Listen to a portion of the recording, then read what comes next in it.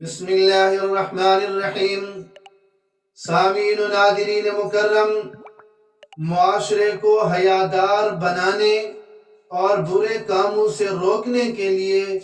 نماز جیسی عظیم الشان عبادت کو زندہ کرنے کی ضرورت ہے۔ اللہ رب العزت قرآن کریم کی سورۃ العنکبوت 21ویں پارے کی ابتدائی آیت میں فرماتی ہیں ان الصلاۃ تنہی عن الفحشاء والمنکر، کہ بے شک نماز بے حیائی اور برے کاموں سے روکتی ہے۔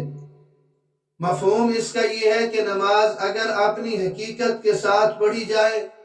تو اس کی برکت سے نمازی کا دل عشق الہی سے روشن اور منور ہو جاتا ہے۔ پھر اس کا اثر یہ ہوتا ہے کہ نیکیوں کی رغبت اور گناہوں سے نفرت ہو جاتی ہے۔ اس سلسلے میں دور فاروقی کے ایک واقعہ علامہ عبد الرحمن صفوی رحمۃ اللہ علیہ نے اپنی نزہۃ المجالس میں ذکر کیا ہے کہ ایک نوجوان کسی نیک خاتون پہ عاشق ہو گیا،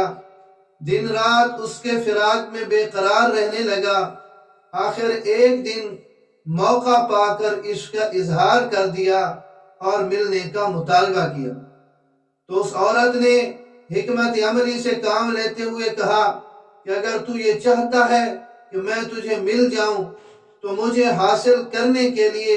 تمہیں ایک کام کرنا ہوگا، میری ایک شرط ماننی ہوگی، اور وہ شرط یہ ہے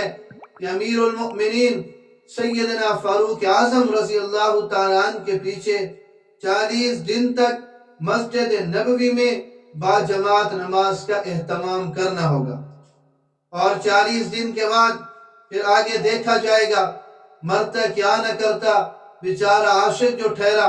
شرط منظور کر لی اور مسجد نبوی میں پابندی سے نماز ادا کرنے لگا۔ جو جو دن گزرتے گئے نماز کی برکتیں اس پہ ظاہر ہوتی گئیں، یہاں تک کہ 40 دن میں اس کے دل کی کیفیت بدل گئی، اس کے دل کے حالات بدل گئے۔ پہلے اس کے دل میں عشق مجازی تھا، اب عشق الہی کی آگ بھڑک اٹھی، اور یہاں تک بھڑکی اور اتنا اسے عشق الہی ہوا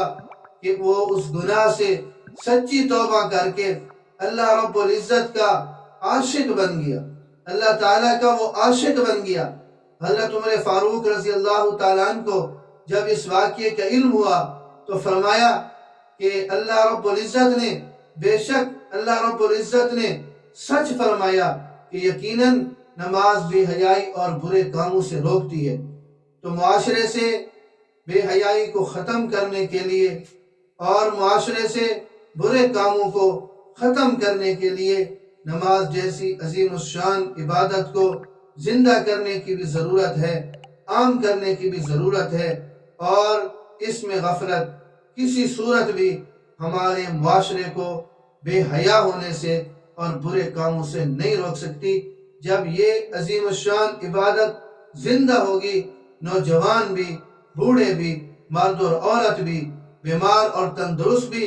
سب جب اس کی پابندی کریں گے تو انشاءاللہ معاشرے سے بے حیائی اور برے کام ختم ہو جائیں گے۔ اللہ رب العزت ہمیں دین کی سمجھ نصیب فرمائے۔